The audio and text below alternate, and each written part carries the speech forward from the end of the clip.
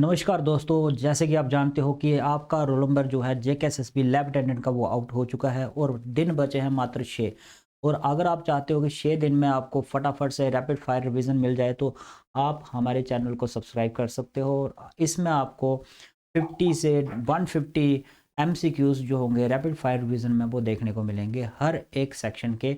हम कोशिश करेंगे आपके लिए जीके सेक्शन से more than 200 most expected questions लाने की, और इसके साथ साथ 200 मोस्ट एक्सपेक्टेड क्वेश्चन हम कंप्यूटर सेक्शन से लाएंगे, और साइंस से भी हम वादा करते हैं इतने क्वेश्चंस आपको मॉक टेस्ट जैसे आपको करवा देंगे 6-7 दिन में। तो जुड़े रहना इस लैब अटेंडेंट की सीरीज से। जैसे कि कल हमने क्लास ली थी, वो क्लास आपकी अधूरी रह गई थी due to some technical issues, इसलिए ये रिकॉर्डेड क्लास है। लाइव क्लास भी जरूर लेके आएंगे हम। वो लाइव क्लास जो आएगी वो मैराथन की आएगी, और उसके लिए प्रिपेयर रहना, वो पहले आपको नोटिफिकेशन में आपको दिख जाएगा शेड्यूल क्लास में। तो शुरुआत करते हैं आज के मोस्ट एक्सपेक्टेड 50 जो केमिस्ट्री से आ सकते हैं क्वेश्चंस आपके साइंस सेक्शन से। वो सबसे पहले बात करते हैं आपके सिट्रस फ्रूट्स की। तो सिट्रस फ्रूट्स वो होते हैं जैसे लेमन हो गया, ऑरेंजेस हो गया, ठीक है। वो सिट्रस फ्रूट के अंदर जो एसिड होगा आपको बताना है वो कौन से टाइप का एसिड होता है। तो अगर आप यहाँ पे देखोगे सिट्रस फ्रूट्स के अंदर की एसिड की बात करो तो वो सिट्रिक एसिड होता है, ठीक है। तो यहाँ पे आपका राइट ऑप्शन हो जाएगा सिट्रिक एसिड। आप क्या कर सकते हो, जब भी आपको एमसीक्यूज दिखता है तो आप वीडियो को थोड़ा सा पास करो, सोचो उसका करेक्ट आंसर क्या है, और फिर मैच करने की कोशिश करो कि आपका जो आंसर था वो करेक्ट था कि नहीं था, ठीक है।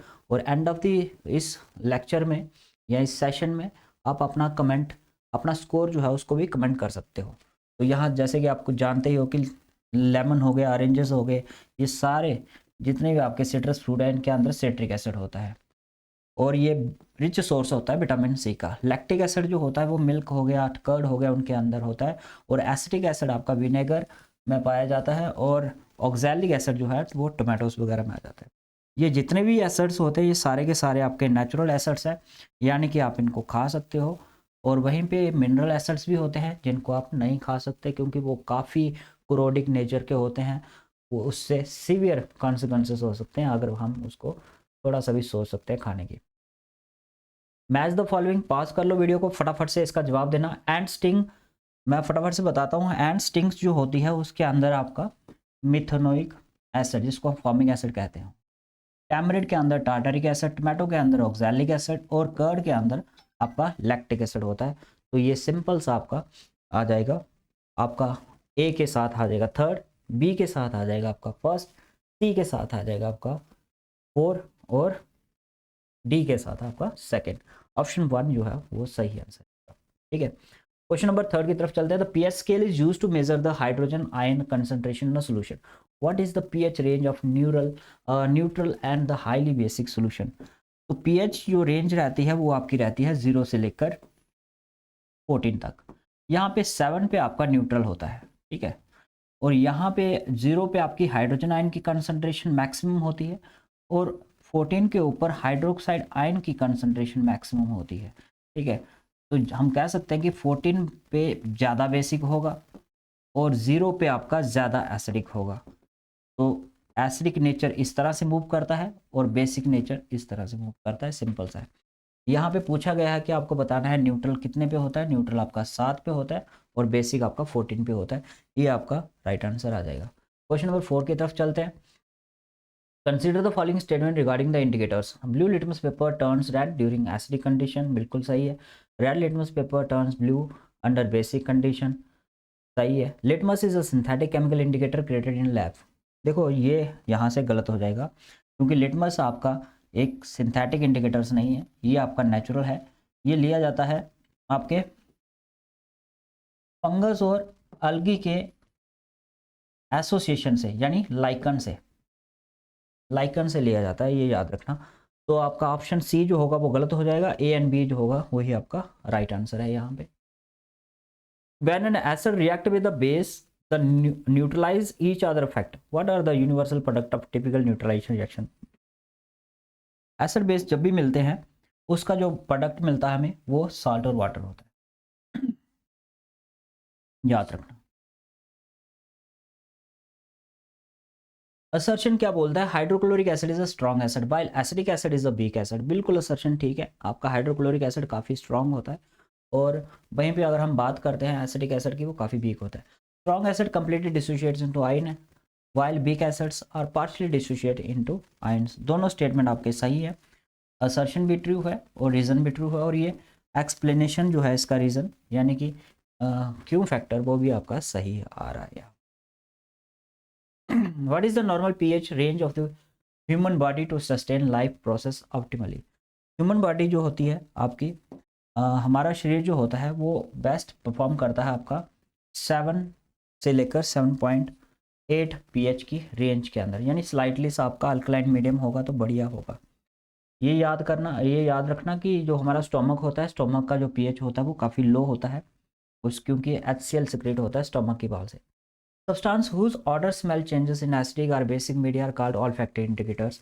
विच of the following is not an olfactory indicators. आपको बताना है इसमें से कौन सा आपका ऑल्फैक्टरी इंडिकेटर्स नहीं है। तो अगर हम बात करते हैं चारों ऑप्शन की, वेनिला हो गया, अनियन हो गया, क्लोव ऑयल हो गया, और ये लास्ट वाला जो है टर्मरिक, ये आपका विजुअल इंडिकेटर है, ठीक है।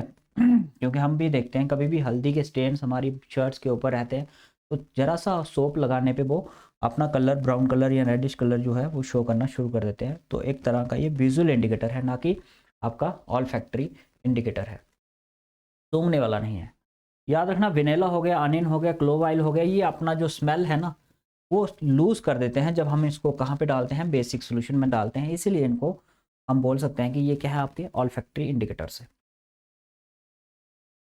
What is the chemical formula of baking soda commonly used in kitchen to make the pakoras crispy and cakes fluffy? अगर हम बात करते हैं तो एक आधा क्वेश्चन आपको जरूर मैचिंग में देखने को मिल जाएगा इनके कॉमन नेम्स और फॉर्मूलेस से। तो सोडियम बाइकार्बोनेट जो होता है इसको हम बोलते हैं बेकिंग पाउडर, ठीक है। और ये जो आपका आ रहा है सोडियम कार्बोनेट डेकाहाइड्रेटेड, ये आपका वॉशिंग सोडा है, और ये आपका ब्लीचिंग पाउडर है, और ये आपका प्लास्टर ऑफ पेरिस है। मैच करो, ब्लीचिंग पाउडर क्या करता है, ब्लीचिंग पाउडर का काम क्या है, वॉशिंग सोडा का काम क्या है, फटाफट से वीडियो को पास कर सकते हो और अपना आंसर लिख सकते हो। ब्लीचिंग पाउडर आपका एक्ट करता है एज अ, जो गंदगी होती है हमारे पानी में, ठीक है, उसको साफ करने के लिए, क्योंकि क्लोरीन होता है उसके अंदर। वॉशिंग सोडा हार्डनेस जो होती है पानी को उसको दूर करने के लिए। प्लास्टर ऑफ पेरिस हमें कहीं लग जाती है चोट वगैरह, कहीं फ्रैक्चर हो जाता है तो प्लास्टर ऑफ पेरिस जो है उसको ठीक करने में, यानी कि उसको सही अलाइनमेंट करने में मदद करता है। प्लास्टर ऑफ पेरिस काफ़ी हार्ड हो जाता है, ठीक है, और उस हार्ड सेक्शन को हम क्या कहते हैं, जिप्सम कहते हैं, यानी कि आपका calcium sulphate dihydrated. Assertion, tooth decay starts when the pH of the mouth falls 5.5। Bacteria in the mouth produce bases by degrading the sugar which neutralize the tooth enamel. यहाँ से याद रखना एक चीज़, ये तो असर्शन बिल्कुल सही है, लेकिन यहाँ से ये जो ऑप्शन आ रहा है कि माउथ के अंदर जो बैक्टीरिया है, बैक्टीरिया जब शुगर को डिग्रेड करते हैं तो उसमें से बेस निकलता है, ये सरासर गलत है। एक्चुअल में यहाँ पे आपका एसिड निकलता है और उस एसिड की वजह से ही आपका टूथ डिके होता है। असर्शन बिल्कुल सही है, रीज़न आपका पूरी तरह से गलत है। तो A is true and R is false इसमें आ जाएगा, याद रखना। Consider the synthetic indicator phenolphthalein. It remains colorless in acidic solution. It turns a deep pink color in a basic solution. It turns blue in a neutral solution. Option first और option second दोनों सही हैं, ठीक है। Acid डालने पे phenolphthalein कैसा रहता है, कलरलेस रहता है, लेकिन थोड़ा सा भी बेस अगर उसको मिल जाए तो वो पिंक कलर का हो जाता है। लेकिन सी ऑप्शन जो है वो टोटली गलत है आपका, ए एंड बी जो होगा इसमें वो आपका आ जाएगा right answer. Phenolphthalein is completely colourless in acidic and neutral solution, ये याद रखना, ठीक है। सिर्फ ये अपना कलर चेंज करता है बेसिक यानी अल्कलाइन मीडियम में। मिथाइल ऑरेंज की बात करें तो मिथाइल ऑरेंज भी आपका सिंथेटिक इंडिकेटर है, और ये रेड हो जाता है एसिड्स में और येलो हो जाता है बेस में। In chlor alkali process electricity is pass through the aqua solution of sodium chloride, ठीक है। सोडियम क्लोराइड का एक्वा सोल्यूशन मतलब सोडियम क्लोराइड को जब हम पानी में डालते हैं और उसमें से जब हम इलेक्ट्रिसिटी पास करते हैं तो वो जो एक्वा सोल्यूशन होता है उसको क्या बोलते हैं, सोडियम क्लोराइड के। जब भी साल्ट को आप पानी में डालो वो ब्राइन बन जाता है, ठीक है। और जब भी उसमें से जब इलेक्ट्रिसिटी पास होती है तो वो टूट जाता है। किस में टूटेगा? एक तो निकलेगी उसमें से क्लोरीन गैस, एक तो निकलेगी क्लोरीन गैस और दूसरा हाइड्रोजन गैस, और साथ में बनेगा क्या? अल्कली, सोडियम हाइड्रोक्साइड बनेगा, NaOH बनेगा। ठीक है। एक्वरेज अलग होता है, उसको रॉयल वाटर कहते हैं, वो बनता है आपका हाइड्रोक्लोरिक एसिड और नाइट्रिक एसिड के कॉम्बिनेशन से 3:1 में। What is the correct safe method for diluting the concentrated acid in a laboratory? आपको बताना है किस तरह से हम मतलब एसिड में पानी डालें कि पानी में एसिड डालें। तो याद रखना, हमेशा एसिड को पानी में डाला जाता है, ना कि पानी को एसिड में। पहले ए आता है फिर W आता है, बस इस तरह से आप इसको ट्रिक को याद रख सकते हो, कहीं दिख जाए एग्जाम में तो भूलना मत। During indigestion the stomach produce too much acid causing pain, which of the following mild bases is commonly used as an antacid to neutralize the excess acid? आपको बताना है इसमें से कौन सा दिया जाता है जब आपको एसिडिटी हो जाती है। तो याद रखना यहाँ पे मोस्ट कॉमन जो होता है वो होता है आपका मैग्नीशियम हाइड्रोक्साइड, जिसको हम बोलते हैं मिल्क ऑफ मैग्नीशिया। ठीक है। ये क्या करता है? न्यूट्रलाइज कर देता है, एसिड का लेवल को लो कर देता है और न्यूट्रल स्टेज पे ले आता है, साल्ट बनाता है। Metals are known for their ability to beaten into extremely thin sheet, what is the specific property called? अगर मेटल को हम हथौड़ा मार मार के शीट्स में कन्वर्ट कर दें तो इस चीज़ को हम बोलते हैं मेल्लेबिलिटी। ठीक है। और डायमंड हो गया आपका, सॉरी आपका गोल्ड हो गया, ये हाईली मेलेबल आपके एटम्स रहते हैं। Gold and silvers are the most malleable metals known. और डक्टिलिटी होती है जब हम मेटल्स को खींच खींच के लंबा कर दें और एक वायर बना दें उनका। ठीक है, तो वो प्रॉपर्टी रहती है आपकी ductility. All metals are solid at room temperature except one which exist as liquid, name this metal. सारे के सारे मेटल रूम टेम्परेचर पे क्या रहते हैं? सॉलिड रहते हैं, एक को छोड़ के, वो है आपका मरकरी। ठीक है, Hg। ये मरकरी जो है ये आपके रूम टेम्परेचर पे लिक्विड फॉर्म में रहता है, यही कारण है ये मरकरी थर्मामीटर्स में यूज़ होता है। सोडियम जो है हाईली रिएक्टिव मेटल है, इसको हम एयर में एक्सपोज नहीं कर सकते, काफ़ी एक्सप्लोजिव होता है। गैलियम हो गया, ये इसका लो मेल्टिंग पॉइंट होता है। ठीक है, गैलियम को अगर आप हाथ पे पकड़ लोगे तो आपकी हथेली पे पिघल जाएगा ये। ब्रोमीन इकलौता ऐसा नॉन मेटल है जो आपको लिक्विड फॉर्म में दिखेगा।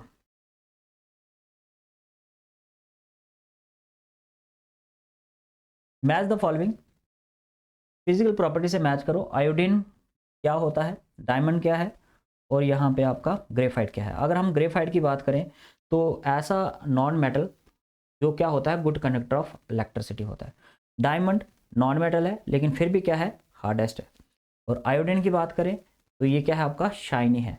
तो ऐसे नॉन मेटल जो एक्सेप्शन में आते हैं वो याद रखना, पेपर में भी आ सकते हैं। ग्रेफाइट आपका गुड कंडक्टर होता है, डायमंड आपका हार्डेस्ट सब्सटेंस होता है, और आयोडीन आपका शाइनी मेटालिक लस्ट्रस नेचर का होता है। तो यहाँ से आपका बन जाएगा सही आंसर। ठीक है, first is the right answer. Sodium and potassium react violently with cold water catching fire. यहाँ से क्वेश्चन थोड़ा स्टेटमेंट वाइज है। आप देख सकते हो सोडियम और पोटेशियम बहुत खतरनाक तरीके से ठंडे पानी के साथ भी क्या कर सकते हैं, रिएक्ट कर सकते हैं। Magnesium react rapidly with cold water but do not with hot water. Iron does not react with cold और hot water but react with steam. ठीक है, अगर हम यहाँ पे बात करें रिएक्टिविटी की तो सोडियम और पोटेशियम बिल्कुल सही है, ये हाईली रिएक्टिव मेटल्स होते हैं, ये मतलब ठंडे पानी के साथ भी आपके रिएक्ट कर जाते हैं। लेकिन जो बी ऑप्शन यहाँ पे बोल रहा है कि रैपिडली रिएक्ट करते हैं कोल्ड वाटर के साथ, ना कि हॉट वाटर के साथ, ये यहाँ से गलत हो जाता है। मैग्नीशियम थोड़ा सा मॉडरेट आप बोल सकते हो रिएक्टिविटी वाला मेटल है, ये आपका कोल्ड वाटर के साथ रिएक्ट नहीं करता, इसको हॉट वाटर चाहिए। तो यहाँ पे आपका ये कोल्ड वाटर के साथ लिखा हुआ है, ये स्टेटमेंट यहाँ से गलत हो जाता है। आयरन बिल्कुल सही लिखा है, आयरन आपका ना तो कोल्ड से ना ही आपका हॉट वाटर से होता है, बट स्टीम जो होती है उसके साथ रिएक्ट कर जाता है। सी ऑप्शन आपका सही है, और यहाँ से आपका ए एंड सी जो होगा वो राइट ऑप्शन बन जाता है। Why are highly reactive metal like sodium and potassium kept completely immersed in kerosene oil? जैसे मैंने आपको पहले बताया, काफ़ी एक्सप्लोजिव मेटल होते हैं, हाईली रिएक्टिव मेटल होते हैं, ऐसे आप खुले में इनको रख नहीं सकते क्योंकि ये आग पकड़ लेते हैं। ठीक है, दिवाली बनाना शुरू कर देते हैं, इसीलिए उनको रखा जाता है कैरोसिन के अंदर। एक और बात याद रखना इनकी, आपको पता होगा कि इतने सॉफ्ट होते हैं कि इनको आप चाकू से भी काट सकते हो। Most metal oxides are basic in nature, सारे मेटल ऑक्साइड्स जो होते हैं मोस्टली वो बेसिक नेचर होते हैं। Some metal oxides show both acidic as basic behaviour. What are this called? जो acid as well as bases दोनों के साथ रिएक्ट करते हो ना मेटल्स, उनको हम एम्फोटेरिक ऑक्साइड्स कहते हैं। ये आपके एल्यूमिनियम ऑक्साइड हो गया, जिंक ऑक्साइड हो गया, इनके कुछ एग्जांपल है एम्फोटेरिक ऑक्साइड्स के, ठीक है। और अगर हम बात करते हैं आपके नॉन मेटल ऑक्साइड्स की, तो वो एसिडिक नेचर के होते हैं, ये भी याद रखना, ठीक है। Non metal oxides like carbon dioxide, sulphur dioxide, ये आपके कैसे रहेंगे, आपके जेनेटिकली जनरली एसिडिक नेचर के रहेंगे। Copper and aluminium extensively used for making electrical wires. They are highly ductile and a very low electrical resistance, यानी कि good conductor के होते हैं। बिल्कुल सही लिखा है। कॉपर्स हो गए, एल्यूमिनियम हो गए, ये वायर्स में यूज़ किए जाते हैं, इनकी डक्टिलिटी प्रॉपर्टी को लेकर या फिर लो इलेक्ट्रिकल रेजिस्टेंस को लेकर, जो इनको क्या बनाता है, गुड कंडक्टर बनाता है। तो दोनों के दोनों ऑप्शन यहाँ पे सही हैं और आर जो है आपका करेक्ट एक्सप्लेनेशन है। वायर के ऊपर कोटेड की जाती है पीवीसी की, ताकि इलेक्ट्रिकल शॉक ना लगे। When reactive metal like zinc is dropped into dilute hydrochloric acid, bubble are seen immediately.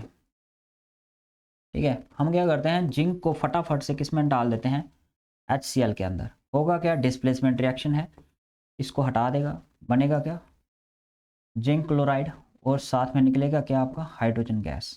ठीक है, हाइड्रोजन यहाँ से निकल जाएगी। तो कौन सी गैस निकलती है, हाइड्रोजन गैस। याद रखना, हाइड्रोजन गैस को अगर आप 100 बबल्स से निकालो ना, और आगे उसके आगे लाइट कैंडल लिट कर दो, तो it burst with a popping sound. ठीक है, ये भी चीज़ याद रखना। अगर हम बात करते हैं कार्बन डाइऑक्साइड कहाँ से रिलीज की जाती है, तो कार्बोनेट्स जितने भी हो गए, बाइकार्बोनेट्स जितने भी, अगर उनका वो अगर मेटल्स के साथ रिएक्ट करते हैं, तो उसमें से आपका कार्बन डाइऑक्साइड निकलता है। और कार्बन डाइऑक्साइड के लिए जो लाइम वाटर होती है, कार्बन डाइऑक्साइड उसको क्या कैसा बना देती है, मिल्की बना देती है। ये इसका टेस्ट रहता है। Gold and platinum do not dissolve in ordinary acids, which highly corrosive fuming liquid mixture can dissolve gold. यहाँ से बताना है, गोल्ड और प्लेटिनम जिसको नोबल हम मेटल बोलते हैं, ये ऐसे डिजॉल्व नहीं होते ऑर्डिनरी एसिड से। एक स्पेशल टाइप का रॉयल वाटर बनाया जाता है जो इनको डिजॉल्व करता है, और इसको हम बोलते हैं एक्वारेजिया। ठीक है, कंसंट्रेशन याद रखना, 3 पार्ट्स में आपका कंसनट्रेटेड HCl रहता है और 1 पार्ट में आपका नाइट्रिक एसिड रहता है। While highly reactive metals are kept in kerosene, the highly reactive non-metals phosphorus is kept stored in। आपको बताना है किस में स्टोर किया जाता है इसको।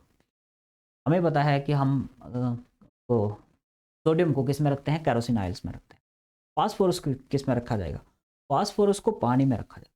ठीक है, क्योंकि बाइट फास्फोरस जो होता है वो हाईली रिएक्टिव नॉन मेटल है that catch fire spontaneously in the air at room temperature. हवा में आते ही वो उसको आग लग जाती है। However it doesn't react with the water, so store under water to prevent the contact with the atmospheric oxygen। ये चीज़ नोट कर लेना। ठीक है, मेटल्स में हम जानते हैं, लेकिन नॉन मेटल्स में आपका वाइट फास्फोरस है, उसको पानी में रखा जाता है। Arrange the following metal in a descending order there chemical reactivity. ठीक है, फटाफट से ये सीरीज इसकी नोट कर लो। सबसे पहले देखो, आपका पोटेशियम आता है।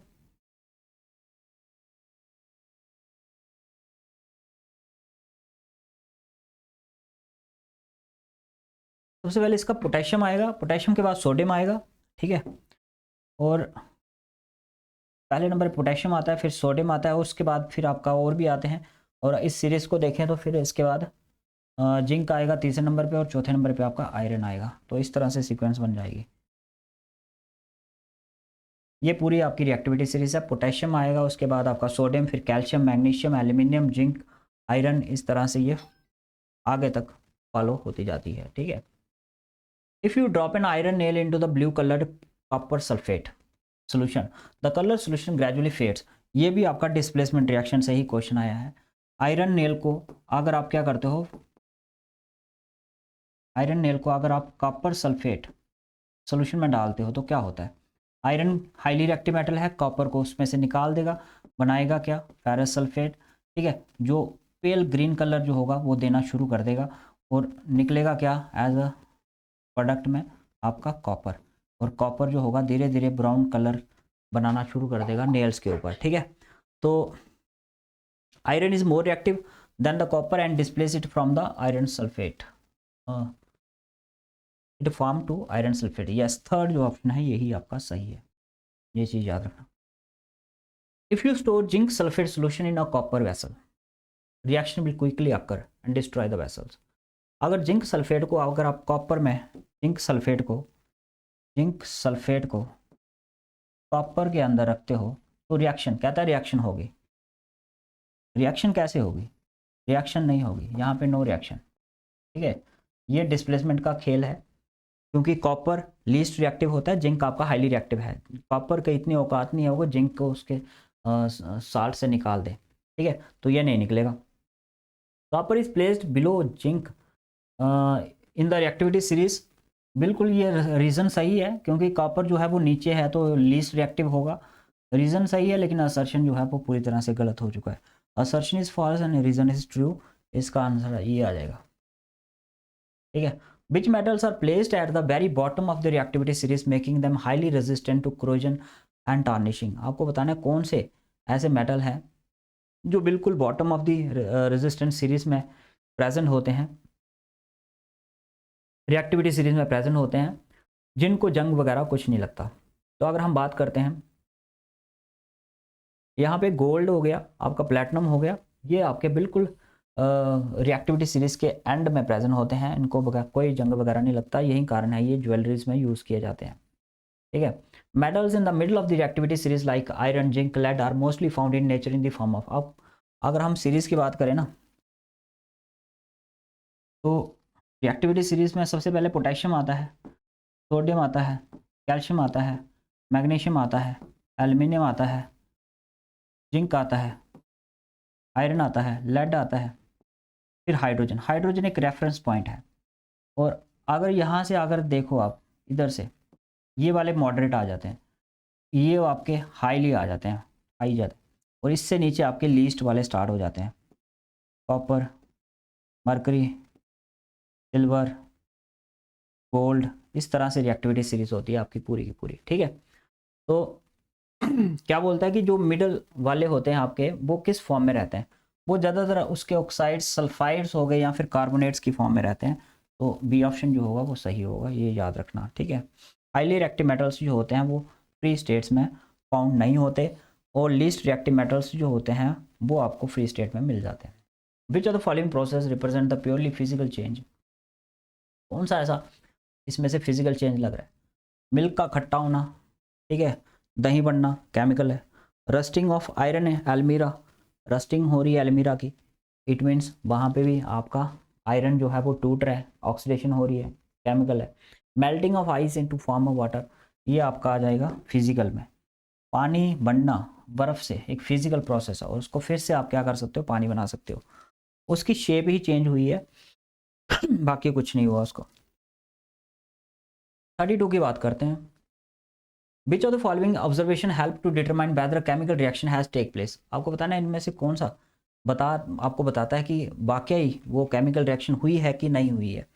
तो कुछ इंडिकेटर्स होते हैं जिससे हमें पता चलता है. सबसे पहले बिल्कुल सही लिखा है, चेंज इन स्टेट और कलर, कलर का चेंज होना, स्टेट का चेंज होना, गैस का इवॉल्व होना, टेम्परेचर का बदलना, एक्सोथर्मिक एंडोथर्मिक रिएक्शन का बनना, इसके अलावा पीपीटीज का बनना. ठीक है, पीपीटीज का बनना, ये कुछ इंडिकेटर्स हैं जिससे हमें पता चलता है कि केमिकल रिएक्शन हुई है. यहाँ पे तीनों के तीनों स्टेटमेंट जो हैं वो सही हैं, ए बी सी यहाँ पे आ जाएंगे. Match the everyday process with the their type changes. ठीक है, फटाफट से पास कर लो वीडियो और उसके बाद इसका आंसर देने की कोशिश करना. पेपर जैसे टेयर करते हो तो वापस वो फिजिकल चेंज बन जाती है. ठीक है, ये आपकी फिजिकल चेंज है. Burning of peace of paper, paper जला दिया, ऐश बन गया, तो मतलब वापस से उसको नहीं ला सकते. Dissolving sugar in a water और फर्मेंटेशन ऑफ ग्रेप, ये आपका सेपरेशन कर सकते हो. ठीक है, और ये आपका आ जाएगा फर्मेंटेशन जो हो चुकी है ग्रेप्स की, ये केमिकल्स में आ जाएगा. ठीक है,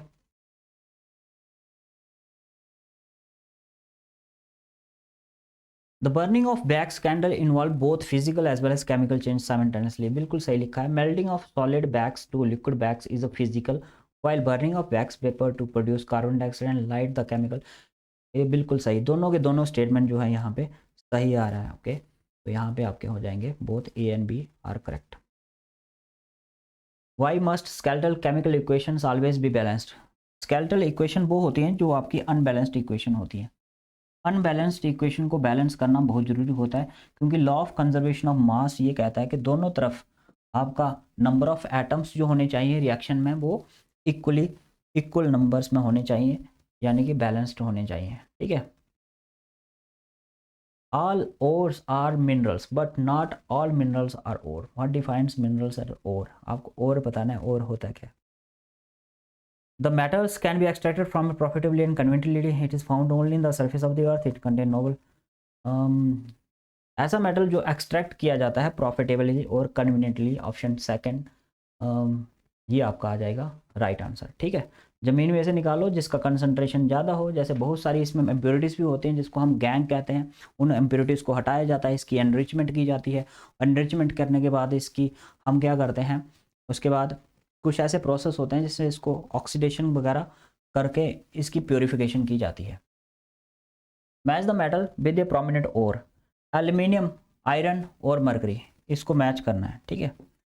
अगर हम एल्यूमिनियम की बात करते हैं तो एल्यूमिनियम का आता है आपका बॉक्साइट, आयरन का हेमेटाइट और मरकरी का सिनेवार। ये याद रखना, ये इनके ओर्स हैं। ठीक है। In metallurgy roasting is the strongly heating an ore in the presence of excess of air. The process specifically used for which type of ore. आपको बताना कौन से टाइप के ओर के लिए रोस्टिंग यूज़ की जाती है। देखो दो प्रोसेस आते हैं हमारे पास, एक आती है कैल्सिनेशन। कैल्सिनेशन हम थोड़ी सी ऑक्सीजन भी नहीं देते, और दूसरा आता है हमारे पास रोस्टिंग। रोस्टिंग हम ऑक्सीजन की प्रेजेंस में करते हैं। ठीक है।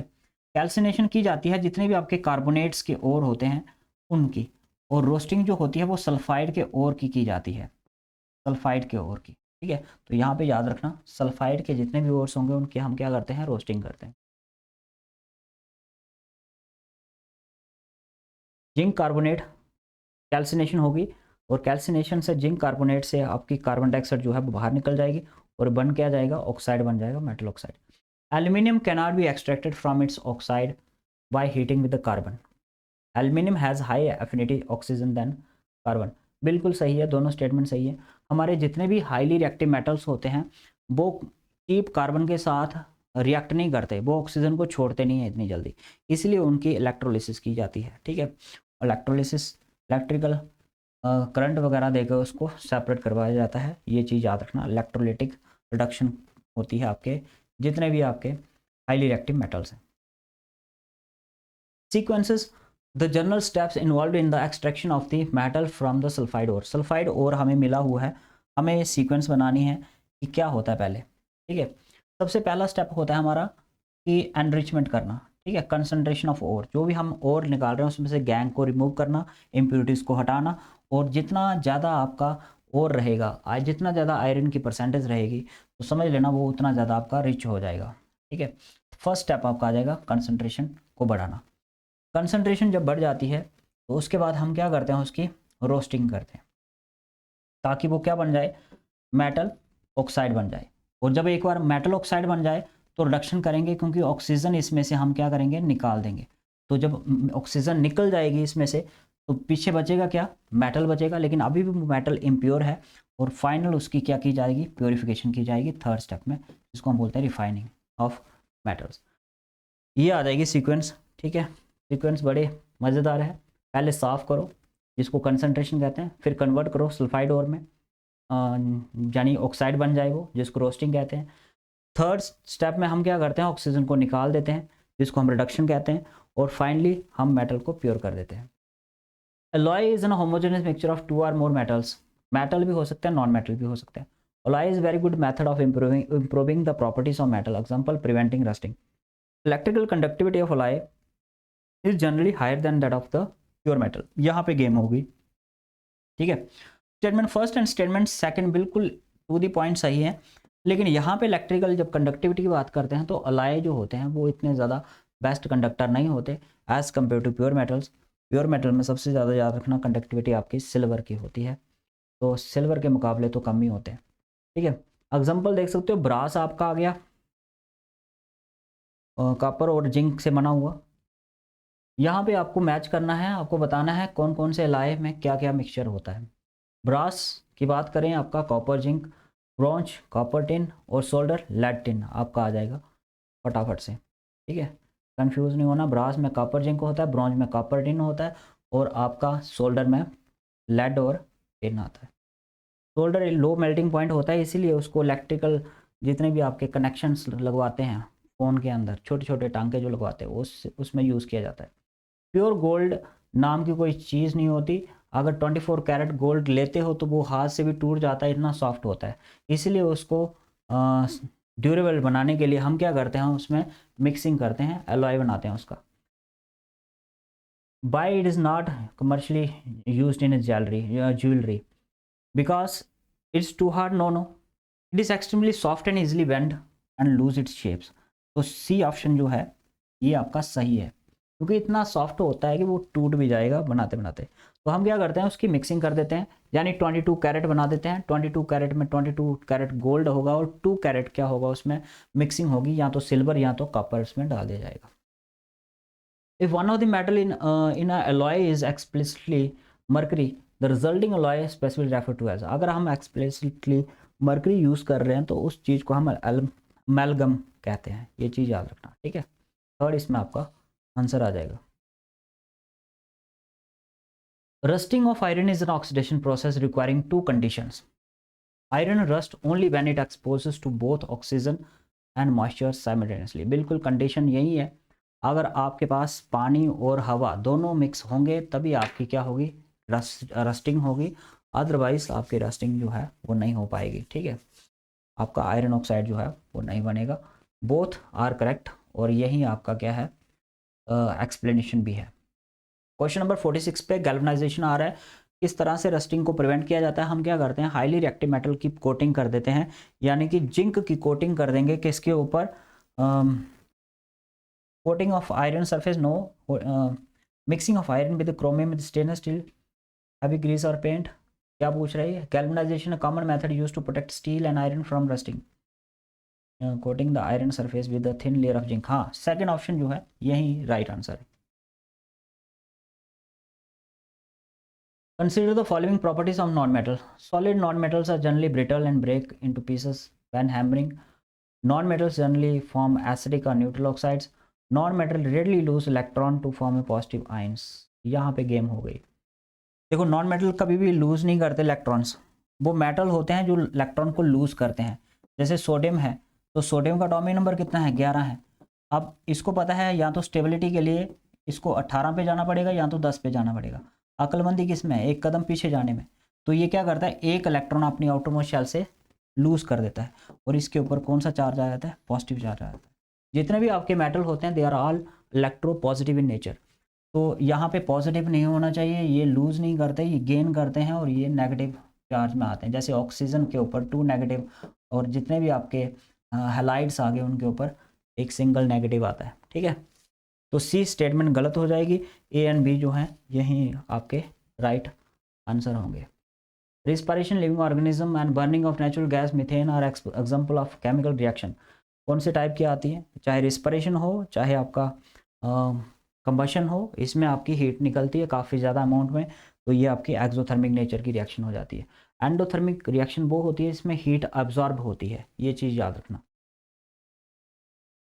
Copper sulfate crystals appear blue, however, when heated strongly dry as they turn into white. Why? देखो, कॉपर सल्फेट जो होता है ना, उसमें जो क्रिस्टल बने होते हैं ना वो ब्लू कलर के होते हैं।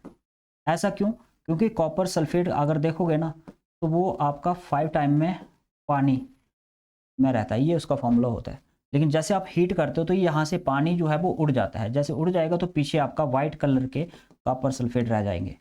अब जब थोड़ा सा पानी इसमें फर्दर मिलाओगे ना तो फिर से ये कैसे हो जाएंगे, ब्लू कलर के हो जाएंगे। तो यहाँ पे ऑप्शन क्या बोल रहे हैं, they lose their water of the crystallization, जो थर्ड ऑप्शन है वही आपका सही हो जाएगा। और दोबारा वापस पानी डालोगे तो फिर से ये ब्लू कलर के हो जाएंगे। लास्ट बट लीस्ट, ये आपका लास्ट क्वेश्चन है आपके केमिस्ट्री का। The reaction of iron oxide Fe2O3 with aluminium to produce massive amount of heat melting the iron produce, what is the primary industrial use of this reaction. इसको thermite reaction कहते हैं। ठीक है, क्योंकि ये जो क्रैक्स होते हैं ना रेलवे के, उनको ज्वाइन करने के लिए यूज़ की जाती है थर्माइट रिएक्शंस। ठीक है, याद रखना इसको।